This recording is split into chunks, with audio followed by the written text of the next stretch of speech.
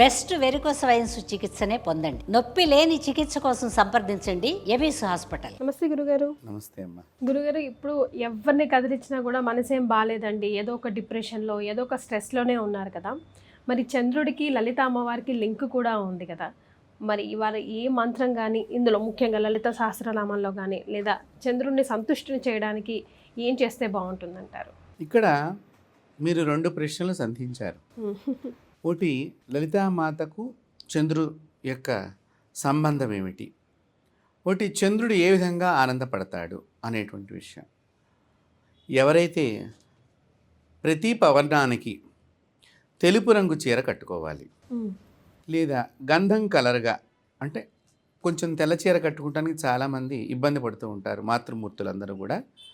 అదేమీ తప్పు కాదు, అది కట్టుకుంటే ఏదో అయిపోయింది అని మాత్రం భావన చేయవలసినటువంటి అవసరం లేదు. మాతృమూర్తులందరికీ కూడా నేను తెలియజేస్తున్నాను, తెలుపు చీర అంటే అచ్చంగా తెల్లగానే ఉండాలని లేదు, దాని మీద ఏమైనా పువ్వులు ఉండవచ్చు, ఏదైనా డిజైన్గా ఉండొచ్చు, కానీ తెలుపు ఎక్కువగా ప్రజెంటేషన్ అవుతూ ఉండాలి ఆ వస్త్రంలో.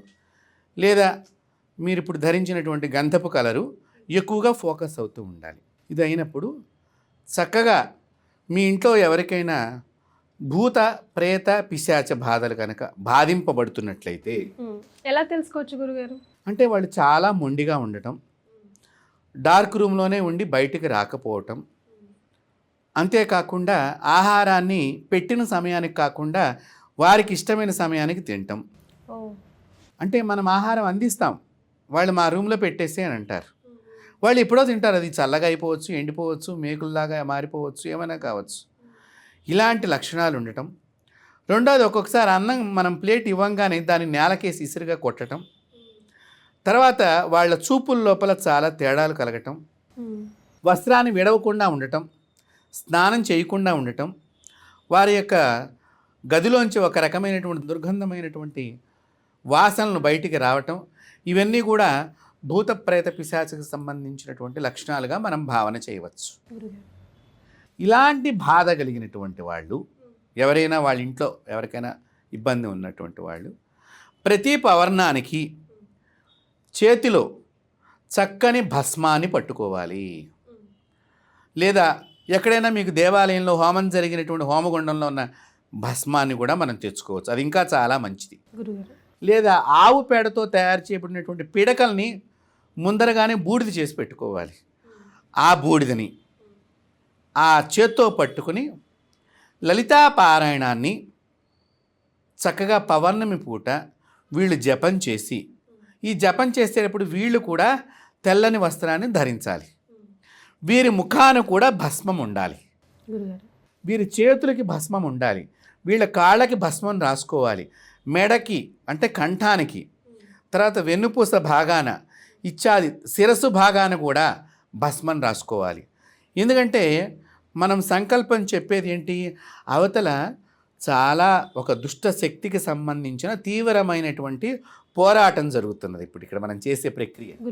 కాబట్టి ఇలా చేత్తో ఈ భస్మాన్ని పట్టుకునేటప్పుడు ముందరగానే వీళ్ళు తెల్లని వస్త్రాన్ని, మగవాళ్ళైతే తెల్ల లాల్చి కానీ అలాంటిది ఏదైనా కుర్తా పైజమా అలాంటిది లేకపోతే పంచ కట్టుకోవచ్చు, చక్కగా వేసుకుని భస్మాన్ని నుదుటిన, శిరస్సు మీద, భుజాల దగ్గర, చేతులకి ఈ ప్రాంతంలోనూ, ఇక్కడ మోచేతుల దగ్గర, అలాగే కంఠానికి ఇరువైపులన, పొట్ట దగ్గర, గుండె దగ్గర, అలాగే మోకాళ్ళ పై భాగాన, మోకాళ్ళ కింద భాగాన, వెన్నుపూస భాగాన, వీపు భాగాన ఇవి రాసుకోవలసినటువంటి భస్మం రాసుకోవలసిన ప్రదేశాలు ముఖ్యంగా గురుగారు. ఇవి రాసుకుని చేత్తో భస్మాన్ని పట్టుకుని చక్కగా శ్రీమాత శ్రీ మహారాజ్ని అంటూ మొదలుపెట్టి చివరిదాకా ఆబాల గోప విదిత అనేటువంటి చివరిదాకా కూడా ఈ లలితా పారాయణాన్ని 9 మార్లు పారాయణం చెయ్యాలి. ఈ 9 మార్లు పారాయణం చేసినంతసేపు కూడా ఈ భస్మం చేతిలో ఉండాలి. మీరు కనుక ఇలా భస్మాన్ని పట్టుకుంటే, మీరు నిజంగా కనుక శక్తిగా భక్తిగా మీ మనసంతా దానిలో పెట్టి కనుక చేసినట్లయితే మీకు తెలియకుండానే మీ చేతిలో భస్మం తిరుగుతున్నదేమో అనేటువంటి ఒక సందేశము మీ మనసుకి కలుగుతుంది. అక్షర సత్యంగా చెప్తున్నాను. తిరుగుతున్నట్టు అనిపిస్తుంది ఆ భస్మం, లేదా లోపల ఏదో శక్తి చేరినట్టుగా అనిపిస్తూ ఉంటుంది. యథార్థంగా చెప్తున్నా నేను. గురుగారు. ఈ భస్మాన్ని మీరు ఆ బాధపడుతున్నటువంటి వ్యక్తికి కనుక పెట్టినట్లయితే వెంటనే వాళ్ళ లోపల చాలా మార్పును గమనిస్తారు. ఈ భస్మం పట్టికి వెళ్ళేటప్పుడు కూడా ఆ గదిలోకి మిమ్మల్ని రానివ్వడు. ఓ అంటే శక్తితో అప్పుడు మీరు వెడుతున్నారు, గురుగారు. వెళ్ళేటప్పుడు అవతల శక్తి మనల్ని రానివ్వదు. అయినా కూడా వాడు మిమ్మల్ని బెదిరిస్తాడు, మిమ్మల్ని చాలా రకరకాలుగా భయపెడతారు. అయినా కూడా మీరు ధైర్యంగా ఈ లోపలికి ప్రవేశించి అతనికి భస్మం పెట్టిన తర్వాత ఆ శక్తి వెంటనే అతన్ని వదిలేసి బయటికి వెళ్ళిపోతుంది. వాళ్ళంతరికి వాళ్ళే కింద పడిపోతారు కూడా. కాబట్టి అలాంటిది ఈ భస్మ ప్రయోగము పౌర్ణమి రోజున 9 సార్లు లలితాపారాయణం చేయటంలో తెలుపు రంగు వస్త్రము భస్మాన్ని కూడా ధారణ చేయాలి.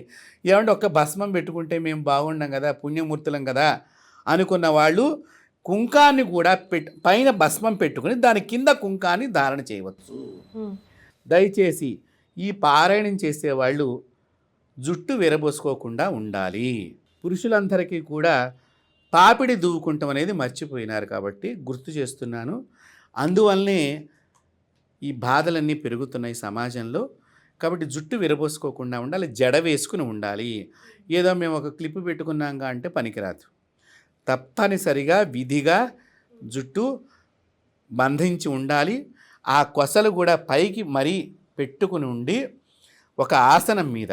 లేకపోతే గురుగారు అది చెప్పాలి ఫస్ట్. ఒంట్లో భయం వస్తేనే చేస్తాం గురుగారు మేము. అంటే ఇప్పుడు మాలాంటి వాళ్ళం ఏమన్నా చెప్తుంటేనమ్మా చాలా విమర్శలు వస్తున్నాయి. గురుగారు వినేవాడు వింటాడు బాగుపడతాడు, విననివాడు పోతాడు. ఎట్లాగో పోతాడు, వాడు రాసిందే పుట్టిందే అందుకు. మనం వాళ్ళ గురించి వదిలేదు. విమర్శని సద్విమర్శగా తీసుకుంటంలో మాకు ఎటువంటి ఇబ్బంది లేదు. వాళ్ళని అనవసరంగా మేము కూడా ఎక్కువగా భావించి వాళ్ళ చేత మేము కూడా వాళ్ళు మమ్మల్ని తిడుతున్నారు లేకపోతే మమ్మల్ని విమర్శిస్తున్నారని అనేటువంటిది ఎవరైనా వచ్చి చెప్తుంటారు. మేము కామెంట్స్ ఏం పట్టించుకోము. ఆ చెప్పినప్పుడు దానిలో మన మీద ఎంతో నమ్మకం పెట్టుకున్న వాళ్ళ యొక్క మనసు గాయపడకుండా ఉండాలనే ఉద్దేశంగా ఎక్కువగా చెప్పలేకపోతున్నాం. ఒకరి మన వాళ్ళు ఏమైనా అవతల వాళ్ళని ఏమన్నా ఇంకొక కామెంట్గా మాట్లాడి మళ్ళీ వీళ్ళు కూడా ఆ పాపాన్ని పెంపొందించే ప్రయత్నం జరుగుతూ ఉంటుంది. ఇదంతా కూడా ఒక లింక్ అమ్మ. కాబట్టి ఈ లింక్ను మనం తగ్గించగలగాలి. ముఖ్యంగా నేను అదే కోరుతున్నాను ప్రతి ఒక్కరిని కూడా. ఎందుకు బంధించాలి, ఎందుకు బంధించకూడదు? శాస్త్రంలో గట్టిగా రాసింది కదా గురుగారు. శాస్త్రం అనే కాదు, ఈ రోజున ప్లాస్టిక్కి సంబంధించిన బొట్టును వాడటం మూలకంగా థైరాయిడ్ అనేటువంటిది ప్రతి ఒక్కరికి వస్తోంది. బొట్టుగా పెట్టుకుంటేనే థైరాయిడ్ ఉత్పత్తి పెరిగి థైరాయిడ్ వ్యాధికి మీరు గురవుతున్నారు అని మేము చెప్పిన ప్లాస్టిక్ బొట్టునే రకరకాలుగా మ్యాచింగ్లుగా వాడటానికి ఎన్నో డబ్బులు ఖర్చు పెడుతున్నారే తప్ప ఇంటి లోపల చక్కగా పసుపు కొమ్ములు కుంకపు రాళ్లతో తయారు చేసినటువంటి కుంకాన్ని ధరించడానికి ఎంతమంది ఇష్టపడుతున్నారు? ఆలోచన చెయ్యండి. ఇది నాకు నిజంగా తెలియదు గురుగారు. ప్లాస్టిక్ అనేటువంటిది ఇక్కడ మీరు పెట్టుకుంటాం మూలకంగా బాగా చెప్తున్నాను, గమనించుకోండి. మన స్వేద రంధ్రాల నుంచి కొద్ది కొద్దిగా లోపలికి ప్లాస్టిక్కి సంబంధించిన వాసన ఈ గొంతు దగ్గర ఉండేటువంటి థైరాయిడ్ అనేటువంటి గ్రంథి దగ్గరికి ఈ స్మెల్స్ అంతా వెళ్ళి ఉత్పత్తిని పెంచటమో లేకపోతే తగ్గించడమో ద్వారా చాలామంది థైరాయిడ్ వ్యాధిగ్రస్తులు అవుతున్నారు. దీని ద్వారా ఎంత డబ్బుని ఖర్చు పెడుతున్నారో ఆలోచన చెయ్యండి. మన అమ్మమ్మకి థైరాయిడ్ లేదు, మన నాయనమ్మకి థైరాయిడ్ లేదు. అప్పట్లో మగవాళ్ళకి అస్సలు లేదు, ఇప్పుడు కొంచెం మగవాళ్ళకి కూడా థైరాయిడ్ వస్తుంది. మొన్నటిదాకా మగవాళ్ళకి కూడా లేదు. కారణం ఏమిటి? వీళ్ళు నియమంగా ఉండవలసిన విధ విధానాన్ని మగవాళ్ళకి నియమాలు ఉన్నాయమ్మా. వేదం ఎప్పుడూ కూడా ఒక స్త్రీకి మాత్రమే నియమాలు చెప్పలేదు. దయచేసి పురుషులకు కూడా చాలా స్త్రీల కంటే ఎక్కువ నియమాలు పురుషుడికే ఉన్నాయి. పురుషుడు పాటించకపోవటం మూలకంగా ఈ రోజున పురుషుడు ఒక దోషిలాగా సమాజంలో ప్రతి పనికి కారణభూతుడుగా మారేటువంటి అవకాశాలు ఎక్కువగా వస్తున్నాయి.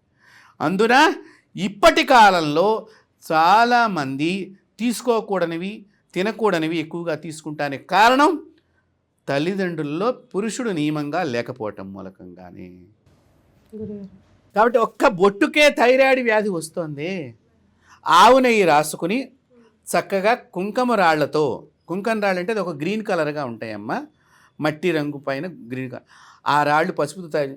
ఈ పసుపు ఇక్కడ నుంచి ఈ ఆవు నెయ్యితో వెళ్ళినప్పుడు ఈ గొంతు లోపల ఈ గ్రంథిని సమతుల్యంగా ఉంచే ప్రక్రియ చేసేది. అందువలన బొట్టు పెట్టుకోవటం అంటే మొట్టమొదట మీ వ్యాధిని పోగొట్టుకోవటము. బొట్టు పెట్టుకుంటంలో ప్రతి స్త్రీ కూడా, అంటే భర్త ఉన్నా లేకపోయినా బొట్టుని తప్పకుండా పెట్టుకుని తీరవలసిందే. వేదంలో ఎక్కడా కూడా, అయితే రంగు మారిందంతే. కొంతమంది భస్మాన్ని పెట్టుకుంటారు, పూర్వ సుహాసినీలు కుంకాన్ని ధారణ చేయాలి, అంతే తప్ప బొట్టుని తప్పకుండా పెట్టుకుని తీరవలెను. కాబట్టి ఇలాగా జుట్టుని బంధించడం ద్వారా మెదడు లోపల చైతన్య శక్తి తగ్గకుండా ఉంటుంది. ఈ తగ్గకుండా ఎలా ఉంటుంది చైతన్య శక్తి అంటే, ఒక చిన్న ఎగ్జాంపుల్గా మీకు ఉదాహరిస్తాను. దీపారాధన మీరు చేస్తున్నారు, ఇప్పుడు మీరు కూడా జుట్టు విరబోసుకునే ఉన్నారు, గబుక్కుని వంగుంటారు. వంగున్నప్పుడు ఆ అగ్గిపొల గీసినప్పుడు మీరు దీపం మీద శ్రద్ధ పెడతారు తప్ప జుట్టు మీద మీకు శ్రద్ధ ఉండదు, మర్చిపోతారు. ఈ దీపం బాగా వెలగాలి, ఫస్ట్ నాదే వెలగాలి, నా దీపం బాగా వెలుగుతూ ఉండాలి, మనసంతా దీపం మీదే ఉంటుంది, మీ శరీరం మీద ఉండదు. ఈ వెంట్రుకలకు నిప్పు తగిలినప్పుడు ఎంత ప్రమాదం సంభవిస్తుందో ఆలోచన చేయండి. అజ్ఞానం కాదా అది? అది చైతన్య శక్తిని కోల్పోవటం కాదా? కాబట్టి ఇలాగా మనం ఆలోచన చేయాలి ప్రతిదానికి. మాలాంటి గురువులం కానీ, మాకంటే ఉత్తమమైన గురువులు చాలామంది భారతదేశంలో ఎంతోమంది, ఎన్నో రకాలుగా గొప్ప గొప్ప సిద్ధపురుషులు పుట్టినటువంటి దేశం ఇది. ఈ దేశంలో వాళ్ళందరూ ఎందుకు ఈ ఆచారాన్ని పోషిస్తూ వచ్చారు అంటే, మనకి ఆరోగ్యాన్ని ఇవ్వటానికి. పాపిడి దువ్వుకుంటాం మూలకంగా, ముఖ్యంగా ఇది పాపిడి అనే విషయము చాలామందికి ఒక సీమంతం చేసే రోజున ఈ పాపిడి దువ్వటం అనేటువంటి ఒక ప్రక్రియ ఇప్పుడు చాలామంది దగ్గర నేను గమనిస్తున్నాను. ప్రతిరోజు పాపిడి దువ్వుకొని ఉన్నట్లయితే గర్భ సంబంధమైనటువంటి స్త్రీలకు రోగాలు రావు. నిజమా గురుగారు? పాపిడి ఏ స్త్రీ అయితే కొమ్ము దువ్వెన అనేది పూర్వకాలంలో ఉండేదమ్మా, కొమ్ము దువ్వెనతో గనక దూకున్నట్లయితే వాళ్ళకి గర్భ సంబంధమైన ఋతురోగాలకు సంబంధమైనటువంటి బాధలు వాళ్ళని ఆశ్రయించవు. ఈ బ్రహ్మరంధ్రం ద్వారా చక్కని శక్తి గర్భసంచి లోపలికి ప్రవేశించి రోగాల్ని రానివ్వకుండా చేసేది. అందుకని పూర్వకాలం స్త్రీలందరూ కూడా ప్రతి ఒక్కరూ కూడా పాపిడిని దూకునేవారు. పూర్వ సుహాసినీలు పాపిడి దూకునేవారు కాదు. ఎందుకు? నా ఆనందం, నా జీవితం, నా సుఖం, నా సంతోషం, నా బంగారం నా భర్తే అని భావన చేసేది ఆడది. నా భర్తే లేనప్పుడు ఈ శరీరానికి నేను ఉన్నా లేకపోయినా పర్వాలేదనుకుని, నాకు ఏమైపోయినా పర్వాలేదనుకుని పూర్వ సుహాసిని మాత్రం పాపిడి తీసుకునేవారు కాదు. అంటే వారు కూడా భర్త దగ్గరికి చేరుకోవాలనే ప్రయాణంలో వారు మాత్రమే పాపిడి దూకోకుండా ఉండేవారు. పుణ్య స్త్రీలందరూ కూడా పాపిడి తప్పకుండా, చిన్నపిల్లల దగ్గర మగవాళ్ళు కూడా పాపిడి దువ్వుకునే ఉండాలి. సో నియమాల్లో లలిత నియమాలకి ఇక్కడ దాకా వచ్చాం గురుగారు. కాబట్టి ఈ లలితాపారాయణం చేసేటప్పుడు పాపిడి దువ్వుకుని భస్మాన్ని రాసుకుంటాం మూలకంగా. భస్మము పరమ పవిత్రుడైనటువంటి విశ్వరక్షకుడు, విశ్వాన్ని ఇప్పటికీ కూడా సత్యమార్గాన్ని నడిపించే ఏకైక దైవం. సర్వదేవతలు ప్రతినిత్యము ఏ దేవుడిని నిద్ర మేలుకొలపాలో విష్ణువు దగ్గర నుంచి సర్వదేవతలు, సాక్షాత్తు లలితాదేవి కూడా ఏ దేవుడు ఉదయిస్తే నా జీవితం ఆనందమయంగా ఉంటుందని భావించేటువంటి మంగళకరమైనటువంటి శివ అనేటువంటి శబ్దం ఏదైతే ఉన్నదో ఆ భగవంతుడికి ప్రీతికరమైనది ఈ భస్మము. కాబట్టి ఈ శివుడి దగ్గర ఈ భూతగణాలన్నీ ఉంటాయి. ఎప్పుడైతే నీవు ఈ భస్మాన్ని రాసుకుంటావో శివుడు వస్తున్నాడని ఆ గణాలు పక్కకి జరుగుతాయి. కాబట్టి నీవు భస్మం రాసుకో, దుష్టశక్తులు నీకు ఎదురుగుండా నిలబడవు. అది భస్మంలో పెట్టుకుంటంలో ఉన్న గొప్ప ఆంతర్యం. అలా భస్మాన్ని మనం శరీరానికి కనుక రాసుకున్నట్లయితే శరీరంలో ఈ యొక్క సర్వ చైతన్య శక్తులు షట్చక్రాలుగా ఉన్నాయి. ఈ షట్చక్రాలన్నీ కూడా ఒక్కొక్క అంగానికి దగ్గరగా చేరువుగా ఉంటాయి. కాబట్టి నేను చెప్పిన ప్రదేశాలన్నీ కూడా ఈ షట్చక్రాలకు దగ్గరగా ఉండే ప్రదేశాల్లో ఈ భస్మాన్ని మనం ధారణ చేసి భూత ప్రేత పిశాచ గణాలకు సంబంధించిన బాధపడుతున్నటువంటి ఇంట్లో ఎవరైనా కుటుంబ సభ్యులు లేకపోతే మీ చుట్టాలు ఉన్నప్పుడు మీరు 9 మార్లు ఈ లలితా పారాయణం చేస్తే ఒక్క పౌర్ణమికి ఒక్క పౌర్ణానికే చాలా మార్పు ఉంటుంది. అయితే ఇక్కడ కొన్ని పౌర్ణాలు చేస్తూనే ఉండాలి. ఎందుకు చెప్తున్నానంటే ఒకసారి చూడండి, ఇప్పుడు మనకి కరోనా వైరస్ ప్రపంచం మొత్తం వచ్చింది. కరోనా వైరస్ వచ్చిన తర్వాత మనం గత కొంతకాలం నుంచి అంటే 2020 నుంచి ప్రతి సంవత్సరం అందరం జలుబులు పడుతూనే ఉన్నాం. ఎందుకు వస్తుంది అంటున్నారు జలుబు? చెప్పండి, వైరస్ వచ్చి వెళ్ళిపోయిందిగా. కానీ శరీరం లోపలికి ఒక్కసారి చెడు వచ్చి వెళ్ళిందంటే ఇంకో చెడుకి రావటానికి ఎంట్రీ బాగా ఈజీగా ఉన్నది, ద్వారము తెరిచి ఉండిపోతుంది. కాబట్టి ఒక చెడ్డ శక్తి వచ్చిందా, 2 చెడ్డ శక్తులు వచ్చినాయా నీకు తెలియదు. కాబట్టి వాడి లోపల మళ్ళీ వాడు పూర్వపు మంచి మనిషిగా మారేదాకా నీవు ఈ జపాన్ని చేస్తూనే ఉండాలి. ఆ చేయటం మూలకంగా వాడి లోపల ఉండేటువంటి మనసుకు పట్టిన మలినం తొలగిపోయి ఆ లలితాదేవి వాడిని పౌర్ణమి రోజున కటాక్షించి చక్కని మనిషిగా మారుస్తుంది. ఇది చంద్రుడికి పౌర్ణానికి లలితాదేవి లోపల ఉండేటువంటి ముఖ్యమైనటువంటి. అందువల్లనే ఆ అమ్మవారు అష్టమి చంద్ర అనేటువంటి పేరు ఉంటుంది. అష్టమి చంద్రుడిలాగా అమ్మవారి యొక్క శిరస్సు భాగాన కిరీటం దగ్గర నెలవంక చక్కగా శివుడికి ఉంటుంది, అమ్మవారికి ఉంటుంది. చాలా సంతోషం గురుగారు, ధన్యవాదాలు.